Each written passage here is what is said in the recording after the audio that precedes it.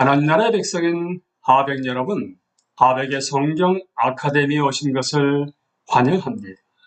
이 시간은 예수의 제자도 28강 시간입니다. 우리는 지난 시간에 리더십의 부담, 신실한 현존의 신학 실천하기에 첫 번째 내용이었던 리더십의 문제에 대해서 함께 나누었습니다. 이제 이어지는 언약적 헌신으로서의 신실한 현존부터 이제 내용을 살펴보겠습니다. 보다 진지한 성경적 신학적 반성을 통해 이 질문을 다루는 것이 중요합니다. 아무튼 본능이나 의도적 계획에 따라서 신실한 현존을 창조적으로 실천하는 개인, 조직, 교회의 이야기들이 중요합니다. 여기서 저자인 데이비슨 헌터의 목적은 소박합니다. 포괄적이기보다는 제한적입니다. 이 저자는 신실한 현존이 헌신과 약속의 신학이라고 주장했습니다. 그런데 헌신은 언약적입니다. 그것은 우리가 맺은 관계, 우리가 하는 일, 우리가 사는 사회세계에서 드러나는 강력한 의무입니다. 그것은 우리 주변 세계의 번영을 지향합니다. 결혼의 비유를 생각해 보십시오. 결혼의 경우 우리는 배우자를 위해 살겠다는 맹세로 함께 묶여 있습니다. 성경의 중심적 비유 중 하나가 결혼이란 사실이 결코 우연이 아닙니다. 창조 이야기에서 하나님은 결혼을 인류에 대한 선물로 제정하십니다. 그것은 남자와 여자 사이의 연합일 뿐만 아니라 하나님과 인류 그리고 모든 피조물이 맺은 언약의 기호이자 상징이기도 합니다. 언약의 갱신을 꿈꾸면서 예언자들은 흔히 이스라엘을 신부나 배우자로 삼는 신랑으로서의 하나님이나 도리하는 메시아를 묘사합니다. 호세아 2장 19절에서 20절을 보시게 되면 내가 내게 장가들어 영원히 살되 공의와 정의와 은총과 긍휼히 여김으로 내게 장가들며 진실함으로 내게 장가들리니 내가 여호와를 알리라. 비슷한 방식으로 예수님은 반복해서 자신을 신랑이라고 불렀고요. 자신의 추종자들을 처녀, 신부 혹은 배우자라고 불렀습니다. 그리고 사도 바울은 이 주제를 자신의 편지에서 반복적으로 다룹니다. 물론 성경은 종말의 절정을 어린 양의 혼인잔치로 묘사하고 있지요. 그것은 새 창조의 시작을 나타냅니다. 곧 새 하늘과 새 땅입니다. 이 언약적 헌신의 요점과 그것이 지향하는 목적들은 하나님의 샬롬, 즉 그의 피조물의 번영입니다. 그 결혼의 언약적 특성은 신실한 현존의 실천에서 요구되는 헌신과 동일하지 않지만 비슷합니다. 그것은 참여, 근접 혹은 친근함의 이미지입니다. 그 관계에서 핵심 질문은 사랑은 무엇을 요구하는가입니다. 믿음, 희망, 사랑을 향해 대해서 이제 살펴보겠습니다. 그렇다면 신실한 현존의 의무는 과연 무엇인가? 기독교 공동체가 분투하는 번영은 어떤 모습인가? 이런 신실한 현존이 실행되는 수단이 추구, 동일시, 희생을 통한 샬롬의 제공이라면 샬롬의 제공은 무엇으로 구성되는 것인가? 저자가 여기서 제공하는 답은 총체적이지 않습니다. 하지만 저자는 샬롬의 구체적 현현이 핵심적으로 믿음, 소망, 사랑을 포함하며 이것들이 존재한 곳에 기쁨도 존재한다고 제안하고 있습니다. 믿음, 소망, 사랑? 기독교인들이 이런 실천을 개인 경건이란 전통적 관점에서, 즉 하나님에 대한 개인의 믿음, 개인의 부활에 대한 소망, 하나님과 이웃에 대한 개인적 사랑의 관점에서 이해하는 것은 자연스럽고 핵심적입니다. 하지만 이런 실천은 예배와 자비의 행위 속에서 그리스도의 모든 몸에 의해 공유된 믿음, 주장된 소망, 표현된 사랑으로 확장됩니다. 물론 이것들은 기독교적 경험과 증언에서 중심적입니다. 이런 이유로 영적 가치들의 개인적 혹은 집단적 표현의 중요성을 축소하는 것은 언제든지 옳지 않습니다. 동일하게 그들의 이해를 개인적 경험이나 그들의 특이한 기독교적 의미로 축소하지 않는 것이 중요합니다. 또한 믿음, 소망, 사랑은 인간 공동체 전체에서 공유된 인간의 기본적 필요에 대해 말하기 때문에 보다 폭넓은 특징을 지닙니다. 물론 믿음은 의미의 근본적 필요에 대해서 말합니다. 최소한 우리 자신의 의미, 우리가 하는 일의 의미, 삶의 의미에 대한 부분적 믿음이 없다면 우리에게는 타인을 경멸하고 선을 조롱하며 아름답고 복된 모든 것을 무시하고 냉소주의만 남게 됩니다. 소망은 목적에 대한 근본적 필요에 대해 말합니다. 자기를 초월하고 자기 이해를 넘어 삶을 이끄는 이상에 헌신하지 않는다면 우리에게는 기쁨이 없고 필요에 무관심하며 절망만 남습니다. 또한 소망은 상상력을 자극하고 인간적 가능성의 지평을 확장하는 아름다움과 사랑스러움의 이미지이기 때문에 아름다움과 밀접히 연결되어 있습니다. 사랑은 믿음과 소망보다 훨씬 더 포용적이지요. 사랑은 친밀, 애정, 소속감에 대한 근본적 필요와 관계에 관한 것입니다. 그것이 없다면 우리는 서로 반경으로부터 소외되고 맙니다. 또한 사랑은 은총, 자비, 정의에 관한 것입니다. 그것이 없다면 우리에게는 원한과 굴욕, 잔인과 강제, 상처와 불의만 남습니다. 그러므로 신실한 현존의 실천은 근본적으로 언약적 관계와 제도를 형성합니다. 그것의 목적은 단지 기독교인만 아니라 모든 사람을 위해 의미, 목적, 진리, 미, 소속, 공평을 육성하는 것입니다. 물론 기독교인은 이런 관계와 제도 속에서 기독교 신앙의 독특성을 사용하고 그것에 따라 번영할 자유를 발견할 것입니다. 다른 종교를 믿거나 전혀 종교가 없는 사람들도 동일한 자유를 향유할 것이며 이런 상황에서 자신들만의 방식으로 표현된 은총과 미의 장소도 찾을 수 있을 것입니다. 여기서 그들은 자신들의 삶이 중요하고 자신들의 사역이 변화를 가져오며 자신들의 가치가 존중되고 공평, 존경, 애정으로 대접받는 공동체에 자신이 속해 있다는 사실도 발견할 것입니다. 의심의 여지 없이 많은 기독교인이 믿음, 소망, 사랑에 대한 이런 포괄적인 이해에 반대할 것입니다. 심지어 기독교 공동체 외부에 있는 사람들도 함께 누릴 수 있는 의미, 목적, 이 소속감의 공통된 공간을 만드는 일에 대해서도 그들은 반대할 것입니다. 왜 세상에 대한 그들의 헌신이 비신자를 설득하여 천국에 가도록 회심시키려는 노력 그 이상의 것을 지향해야 하는 것이겠습니까? 자신이 선하게 되는 것 이상으로 기독교인이 이런 방향으로 움직여야 하는 최소한의 이유가 두 가지 있습니다. 첫째는 정치적 이유입니다. 기독교인은 자신이 타인에게 거절할 것을 자신에게 요구할 수 없습니다.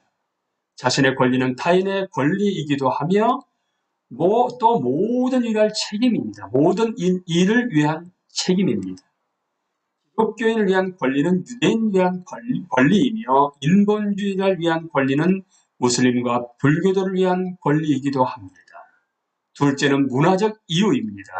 기독교 신앙의 타당성과 설득력은 그 안에서의 의미, 목적, 미, 소속감이 가능한 문화적 상황에 의존합니다. 기독교 신앙의 생명력과 공유 가능성은 모든 신앙이 타당한 것으로 대접받는 사회적 환경에 의존합니다. 두말할 필요도 없이 후기 현대사회의 많은 것이 믿음, 소망, 사랑의 이상과 실천에 대조됩니다. 그것에 대한 어떤 특정한 기독교적 이해와 준수만 그런 것이 아닙니다. 시장 사회에서는 대중 및 고등교육, 법, 예술, 종교 제도의 수단과 목적마저 점점 더 시장 원리를 따라 조직됩니다. 복음주의에서 대형 교회나 부도자 교회 운동의 경우 시장 원리가 전략의 정교한 토대입니다. 사생활도 시장 사회에서는 유사하게 영향을 받습니다. 우정, 친밀함, 자녀 양육, 경력, 일상생활의 조직, 생활계획마저 윤리적 원칙이나 영적 이상과 의무보다 이익을 극대화하고 비용을 최소화하는 원리에 따라 조직됩니다. 이런 종류의 자율적 도구성은 근본적으로 허무적입니다. 따라서 세상에 아직 선이 남아있고 또 인간이 그것을 계속 만들어낸 것도 사실이지만 후기 현대 세계에서는 무의미함, 추함, 소외, 무정함, 잔인함을 양산하는 많은 요인들이 존재합니다. 역설적으로 근본주의는 전통적 종교의 부활이라기보다는 현대 세계가 양산하는 불만에 대한 반작용이기 때문에 이것은 국내외에서 근본주의의 강력한 반작용을 설명해 줍니다. 근본주의의 정체성은 후기 현대 세계에서 문화적 박탈에 대한 반작용으로 부정적으로 형성되기 때문에 근본주의도 근본적으로 허무적입니다. 허무주의적입니다. 근본주의가 허무주의라는 증거는 사람들이 일상에서 경험하는 곤란한 문제들에 대해 근본주의가 어떤 창조적 업적이나 건설적 제안을 제공하지 못하는 데 있습니다. 근본주의가 소외와 잔인함에 기여한다는 것이 이상한가요? 근본주의를 생산하는 후기 현대 세계와 문화적 논리의 침략적 허무주의를 배경으로 우리는 신실한 현존의 실천적 의미를 이해합니다. 신실한 현존의 근저에서 언약적 헌신은 믿음, 소망, 사랑을 양성하고 후기 현대 세계의 문화적 토대에 급진적으로 도전합니다. 다른 식으로 말하면 신실한 현존의 실천은 이 시대의 세속성에 대한 공격을 대표합니다. 하지만 저자가 계속 주장했듯이 이 공격은 허무주의에 대한 단순한 부정으로 모습을 드러내지 않습니다. 이것이 이 도전의 1차적 표현이라면 그것은 수단과 방법 면에서 자신이 제거하려는 허무주의와 연결될 것입니다. 그것은 또 하나의 부정이 될 것입니다. 오히려 저자가 주장했듯이 그 공격의 1차적 본질은 그 안에서부터 새 창조가 출현하는 것입니다. 기독교인들은 삶의 모든 영역에서 영향력을 갖고 리더십을 발휘하는 정도에 따라 믿음, 소망, 사랑의 모든 의미를 적극적, 구체적으로 실현할 수 있습니다. 하지만 이것은 구체적으로 무엇과 관계가 있는가? 일의 세계 그리고 사업과 상업의 제도들을 출발점으로 삼아야 합니다. 그러니까 이제 실천으로서의 신실한 현존을 이제 함께 나누고 있습니다. 첫 번째 도전은 피고용자와 소비자들이 경제적 행위자로서 자신들의 가시적 공헌보다 훨씬 더 큰 본질적 가치를 지닌다는 사실을 단순하게 인정하는 것입니다. 이런 점에서 그 도전은 고용자와 피고용자의 관계 혹은 사업과 소비자의 관계를 단순한 계약을 넘어 언약으로 나아가는 관점에서 개념화하는 것입니다. 고용자는 서비스 비용을 지불한 것 외에 피고용인에게 어떤 빚을 지고 있는가? 사업은 대가를 위해 생산품이나 서비스를 제공하는 것 외에 소비자에게 무엇을 빚지고 있는가? 이런 재개념화는 근본적으로 시장 관계에 확립된 개념들을 바꿀 것이며 역으로 작업 환경도 철저히 인간화될 것입니다. 더욱이 시각 예술과 문학과 음악에서 첫 번째 도전은 미학적 탁월함과 예술품 생산에 대한 헌신을 보여줍니다. 기독교인들 사이에서 이런 헌신 신앙세계에 일반적으로 약화되었고 개신교인들 사이에서는 거의 부재했기 때문에 이렇게 말하는 것입니다. 기독교인 예술가들의 의무는 무엇보다 물질성이 인간 경험에 대한 적절하고 충분한 이해가 아니며 우리가 삶의 표층에서 눈으로 보는 것 너머에 존재하는 영원한 특성뿐 아니라 내구성과 영구성도 있음을 상상력이 풍부하고 설득력 있는 방식으로 보여주는 것입니다. 이런 식으로 그들은 근대 생활의 1차원적 혹은 2차원적 존재를 거부하는 사람들과 세상에 대해 깊이와 복잡성을 보여줘야만 합니다. 이런 과정에서 우리가 아직 상상한 적이 없는 아름다움과 충만함의 가능성을 상상적으로 묘사하는 것이 가능해집니다. 건축과 도시계획에서 그 도전은 단순한 효과적 기능을 넘어 우리의 안전과 사회성, 인간적 삶에 대한 가장 깊은 필요에 반응하는 장소를 지향하며 개별 디자인과 공예의 독특한 인상을 발전시키도록 계속 자극하는 공간들을 만드는 것입니다.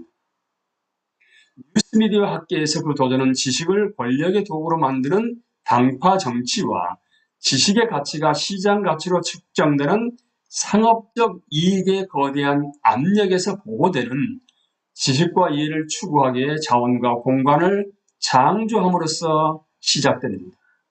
이것은 진정한 연구가 가능하고 우리가 살고 있는 세상에 대한 명백한 인식이 가능한 환경을 조성합니다. 공적 담론에서 그 도전은 열정적 논쟁을 억누르는 것이 아니라 진정한 논쟁이 존재하도록 보장하는 것입니다.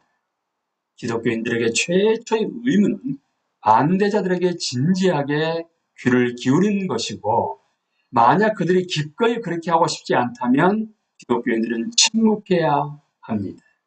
말싸움에 가담하는 것은 근본적으로 복음과 조화되지 않는 상징적 폭력에 가담하는 것입니다. 너무 자주 빈곤, 납대, 인종관계, 옹성이 같은 뜨거운 쟁점들에 대한 이념 전쟁에서 가난한 사람, 어린이, 소수자, 동성애자들이 무기로 사용됩니다. 이것도 역시 도구화의 표현입니다. 결국 신실한 현존의 실천은 언약적인 관계와 제도를 만듭니다. 이것들은 의미와 목적과 소속감을 육성하는 공간을 만들고 그렇게 함으로써 이런 관계와 제도는 현대 세계의 고유한 도구화에 저항합니다. 현대 세계는 사람과 창조의 가치를 단지 효용성, 그 효용성이 시장 효용성, 권력 확장 혹은 개인적 성취를 지향하는지 여부에 관계없이 단지 효용성으로 축소시키는 경향이 있습니다. 즉각 효용성을 발휘하지 않는 방식으로 재능과 자원과 영향을 사용하는 것은 쓸데없는 집처럼 보일 것입니다. 우리 시대에 그런 헌신은 효용성과 유용성이란 현재적 기준에 부합할 수 없기 때문에 경제적 혹은 정치적 토대 위에서 정당화될 수 없습니다. 하지만 공동체의 물리적, 미학적, 지적, 사회적 건강을 제공하는 것은 그 자체로 선하고 그것은 하나님이 그들의 삶 속에 보내신 사람들과 그들에게 허락하신 사회적, 물리적 세계와 신자들이 맺은 언약의 일부입니다. 하나님 나라의 백성인 하백 여러분, 실천으로서의 신실한 현존에 대한 내용을 함께 나누었습니다. 공동체의 물리적, 미학적, 지적, 사회적 건강을 제공하는 것은 그 자체로 선하고 그것은 하나님이 그들의 삶 속에 보내신 사람들고 물론 거기에 기독교인 말고 비신자들이 있습니다. 허락하신 사회적, 물리적 세계와 기독교인 신자들이 맺은 언약의 일부라는 것입니다. 여러분은 어떻게 생각하십니까?